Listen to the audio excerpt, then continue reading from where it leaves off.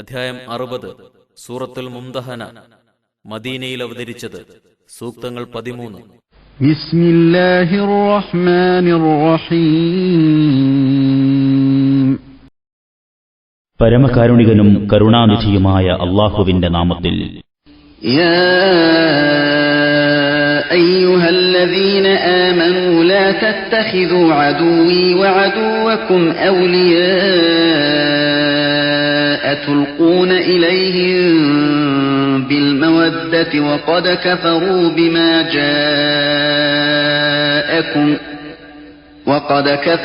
بما جاءكم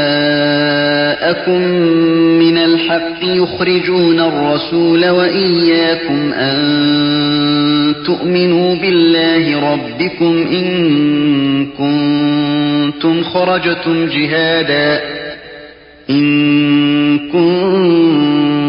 خرجتم جهادا في سبيلي وابتغاء مرضاتي تسرون إليهم بالمودة وأنا أعلم بما أخفيتم وما أعلنتم ومن يفعله منكم فقد ضل سواء السبيل. സത്യവിശ്വാസികളെ, എന്റെയും നിങ്ങളുടെ ശത്രുക്കളായവരോട് സ്നേഹബന്ധം കാണിച്ചുകൊണ്ട് അവരെ നിങ്ങൾ മിത്രങ്ങളാക്കി വെക്കരുത്. നിങ്ങൾക്ക് വന്നുകിട്ടിയ സത്യത്തെ അവർ നിഷേധിച്ചിരിക്കെ റസൂലിനെയും നിങ്ങളെയും നിങ്ങളുടെ റബ്ബായ അള്ളാഹുവിൽ വിശ്വസിച്ചു എന്ന കാരണത്താൽ അവർ പുറത്താക്കുന്നു. നിങ്ങൾ എന്റെ മാർഗത്തിൽ യുദ്ധം ചെയ്യുന്നതിനും എന്റെ തൃപ്തി നേടുന്നതിനും വേണ്ടി പുറപ്പെട്ടവരാണെങ്കിൽ നിങ്ങൾ അങ്ങനെ ചെയ്യരുത്. നിങ്ങൾ അവരോട് രഹസ്യമായി സ്നേഹബന്ധം പുലർത്തുന്നു. ഞാനാകട്ടെ നിങ്ങൾ മറച്ചുവെച്ചതും വെളിപ്പെടുത്തിയതും അറിയുന്നുണ്ട്. നിങ്ങളിൽ നിന്ന് ആരെങ്കിലും അത് ചെയ്യുകയാണെങ്കിൽ അവൻ നേർമാർഗം തെറ്റിപ്പോയിരിക്കുന്നു. يثقفوكم يكونوا لكم أعداء ويبسطوا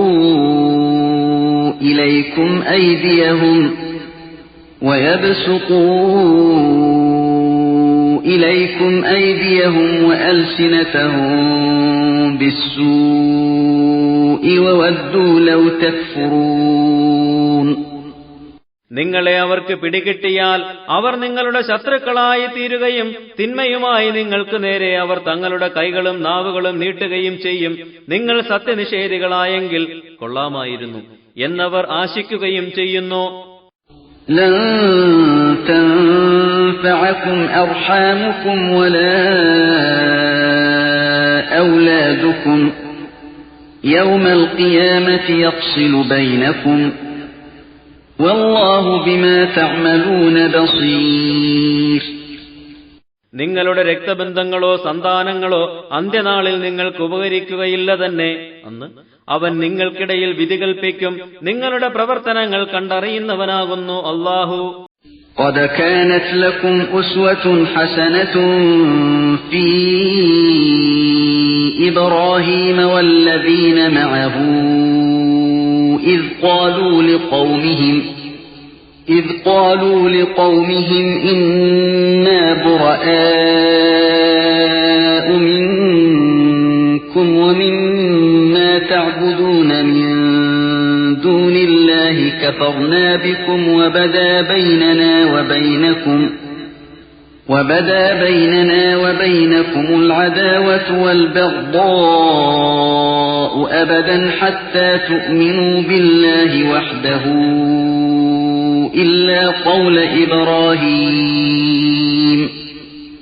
إلا قول إبراهيم لأبيه لأستغفرن لك وما أملك لك من الله من شيء ربنا عليك توكلنا وإليك أنبنا وإليك المصير.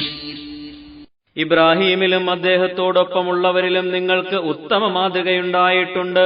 അവർ തങ്ങളുടെ ജനതയോട് പറഞ്ഞ സന്ദർഭം, തീർച്ചയായും ഞങ്ങൾ നിങ്ങളിൽ നിന്നും അള്ളാഹുവിനെ കൂടാതെ നിങ്ങൾ ആരാധിക്കുന്നവയിൽ നിന്നും ഒഴിവായവരാകുന്നു. അള്ളാഹു ഏകൻ എന്ന നിലയ്ക്ക് നിങ്ങൾ അവനിൽ വിശ്വസിക്കുന്നതുവരെ എക്കാലത്തും ഞങ്ങൾ നിങ്ങളെ നിഷേധിക്കുകയും ഞങ്ങൾക്കും നിങ്ങൾക്കുമിടയിൽ ശത്രുതയും അമർഷവും വെളിപ്പെടുത്തുകയും ചെയ്തിരിക്കുന്നു. പക്ഷേ ഇബ്രാഹിം തന്റെ പിതാവിനോട്, ഞാൻ താങ്കൾക്ക് വേണ്ടി അള്ളാഹുവോട് പാപമോചനത്തിനു വേണ്ടി തേടുക തന്നെ ചെയ്യും, അള്ളാഹുവിങ്കൽ നിന്ന് താങ്കൾക്ക് യാതൊന്നും തന്നെ ഞാൻ അധീനമാക്കുന്നില്ല എന്ന് പറഞ്ഞതല്ലാതെ ഇതിൽ നിങ്ങൾക്ക് മാതൃകയില്ല. ഞങ്ങളുടെ നാഥ, നിന്റെ മേൽ ഞങ്ങൾ ഭരമേൽപ്പിച്ചു, നിന്റെ അടുത്തേക്ക് ഞങ്ങൾ മടങ്ങുകയും ചെയ്തു. നിന്റെ അടുത്തേക്കാണല്ലോ എല്ലാത്തിന്റെയും മടക്കം എന്നും അവർ പറഞ്ഞിരിക്കുന്നു. ربنا لا تجعلنا فتنة للذين كفروا واغفر لنا ربنا إنك أنت العزيز الحكيم. ഞങ്ങളുടെ രക്ഷിതാവേ, സത്യനിഷേധികൾക്ക് ഞങ്ങളെ നീ പരീക്ഷണ പാത്രങ്ങളാക്കരുതേ, ഞങ്ങൾക്ക് നീ പുറത്തു തരികയും ചെയ്യണമേ. ഞങ്ങളുടെ റബ്ബേ, തീർച്ചയായും നീ തന്നെയാണ് പ്രതാപശാലിയും യുക്തിമാനും. لقد كان لكم فيهم أسوة حسنة لمن كان يرجو الله واليوم الآخر ومن يتول فإن الله هو الغني الحميد. തീർച്ചയായും അവരിൽ നിങ്ങൾക്ക് മാതൃകയുണ്ട്. അതായത് അന്ത്യനാളിനെയും അള്ളാഹുവിനെയും ഭയപ്പെടുന്നവർക്ക്. ആരെങ്കിലും പിന്തിരിഞ്ഞു കളയുന്ന പക്ഷം അള്ളാഹു തന്നെയാകുന്നു നിരാശ്രയനും സ്തുത്യർഹനും. عسى الله أن يجعل بينكم وبين الذين عاديتم منهم مودة والله قدير والله غفور رحيم. നിങ്ങൾക്കും അവരിൽ നിന്നു നിങ്ങൾ ശത്രുത വെച്ചവർക്കുമിടയിൽ അള്ളാഹു സ്നേഹബന്ധമുണ്ടാക്കിയേക്കാം. അള്ളാഹു വളരെ പൊറുക്കുന്നവനും പരമകാരുണികനുമാണ്, സർവശക്തനുമാകുന്നു. لا ينهاكم الله عن الذين لم يقاتلوكم في الدين ولم يخرجوكم من دياركم أن تبروهم وتقسطوا إليهم إن الله يحب المقسطين. മതകാര്യങ്ങളിൽ നിങ്ങളോട് യുദ്ധം ചെയ്യാതിരിക്കുകയും സ്വന്തം വീടുകളിൽ നിന്ന് നിങ്ങളെ പുറത്താക്കാതിരിക്കുകയും ചെയ്തവർക്ക് നിങ്ങൾ നന്മ ചെയ്യുന്നതും അവരോട് നീതി പാലിക്കുന്നതും അള്ളാഹു നിങ്ങളോട് വിരോധിക്കുന്നില്ല.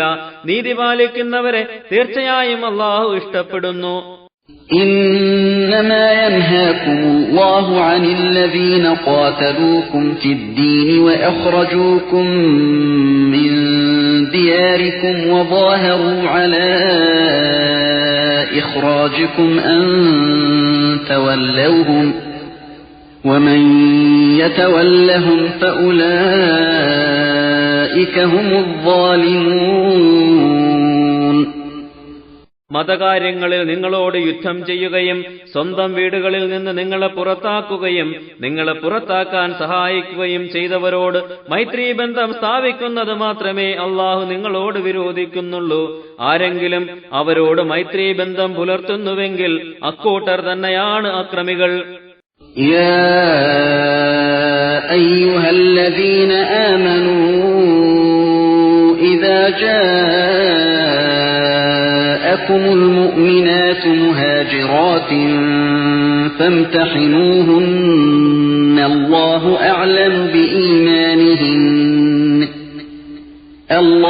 أعلم بإيمانهن فإن علمتموهن مؤمنات فلا ترجعوهن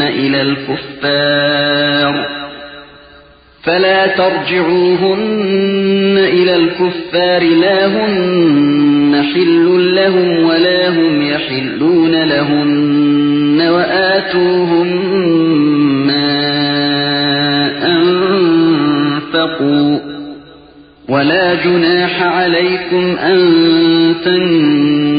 تنكحوهن إذا آتيتموهن أجورهن ولا تمسكوا بعصم الكوافر واسألوا ما أنفقتم وليسألوا ما أنفقوا ذلكم حكم الله يحكم بينكم والله عليم حكيم. സത്യവിശ്വാസികളെ, വിശ്വസിച്ച സ്ത്രീകൾ സ്വദേശം വിട്ട് നിങ്ങളുടെ അടുത്ത് വന്നാൽ അവരെ പരീക്ഷിച്ചു നോക്കണം. അവരുടെ വിശ്വാസത്തെക്കുറിച്ച് അള്ളാഹു ഏറ്റവും അറിയുന്നവനാണ്. എന്നിട്ട് സത്യവിശ്വാസിനികളാണെന്ന് ബോധ്യമായാൽ അവരെ സത്യനിഷേധികളുടെ അടുത്തേക്ക് നിങ്ങൾ മടക്കി അയക്കരുത്. ആ സ്ത്രീകൾ അവർക്കും അവർ ആ സ്ത്രീകൾക്കും അനുവദനീയമാവുകയില്ല. സത്യനിഷേധികൾ ചെലവഴിച്ചത് അവർക്ക് നിങ്ങൾ കൊടുക്കുകയും വേണം. ആ സ്ത്രീകൾക്ക് അവരുടെ മഹർ കൊടുക്കുന്നതായാൽ അവരെ വിവാഹം ചെയ്യുന്നതിന് നിങ്ങൾക്ക് വിരോധമില്ല. അവിശ്വാസികളുടെ വിവാഹബന്ധത്തിന്മേൽ നിങ്ങൾ പിടിച്ചു നിൽക്കരുത്. നിങ്ങൾ ചെലവഴിച്ചത് നിങ്ങൾ ചോദിച്ചു വാങ്ങിക്കൊള്ളുക. അവർ ചെലവഴിച്ചത് അവരും ചോദിച്ചു വാങ്ങിക്കൊള്ളട്ടെ. ഇതെല്ലാം അള്ളാഹുവിന്റെ നിയമമാകുന്നു. അവൻ നിങ്ങൾക്കിടയിൽ വിധി നൽകുന്നു. അള്ളാഹു സർവജ്ഞനും യുക്തിമാനുമാകുന്നു. وَإِن فَاتَكُمْ شَيْءٌ مِّنْ أَزْوَاجِكُمْ إِلَى الْكُفَّارِ فَعَاقَبْتُمْ فَآتُوا الَّذِينَ ذَهَبَتْ أَزْوَاجُهُم مِّثْلَ مَا أَنفَقُوا وَاتَّقُوا اللَّهَ الَّذِي أَنتُم بِهِ مُؤْمِنُونَ. നിങ്ങളുടെ ഭാര്യമാരിൽ ആരെങ്കിലും സത്യനിഷേധികളിലേക്ക് പോയി കളയുകയും എന്നിട്ട് നിങ്ങൾ അനന്തര നടപടിയെടുക്കുകയും ചെയ്താൽ, ആരുടെ ഭാര്യമാർ വിട്ടുപോയിട്ടുണ്ടോ അവർ ചെലവ് ചെയ്തതുപോലെയുള്ളത് നിങ്ങൾ അവർക്ക് കൊടുത്തുകൊള്ളുക. നിങ്ങൾ ഏതൊരുവനിൽ വിശ്വസിക്കുന്നവരാണോ ആ അള്ളാഹുവിനെ സൂക്ഷിക്കുക. يا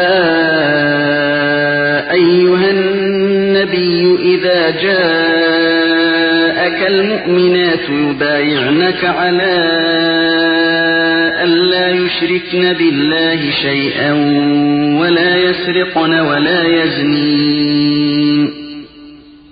يزنين ولا يقتلن أولادهن ولا يأتين ببهتان يفترينه بين أيديهن وأرجلهن ولا يعصينك في معروف فبايعهن واستغفر لهن الله إن الله غفور رحيم.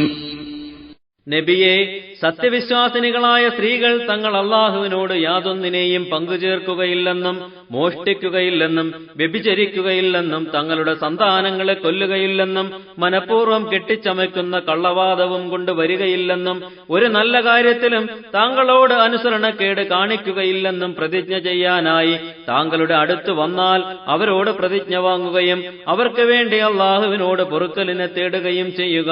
തീർച്ചയായും അള്ളാഹു വളരെ പൊറുക്കുന്നവനും പരമകാരുണികനുമാകുന്നു. يا أيها الذين آمنوا لا تتولوا قوما غضب الله عليهم قد يئسوا من الآخرة كما يئس الكفار من أصحاب القبور. സത്യവിശ്വാസികളെ, അള്ളാഹു കോപിച്ച ഒരു ജനതയോട് നിങ്ങൾ മൈത്രീബന്ധം പുലർത്തരുത്. ഖബറുകളിൽ ഉള്ളവരെപ്പറ്റി സത്യനിഷേധികൾ നിരാശപ്പെട്ടതുപോലെ അവർ പരലോകത്തെക്കുറിച്ച് നിരാശരാവുക തന്നെ ചെയ്തിരിക്കുന്നു.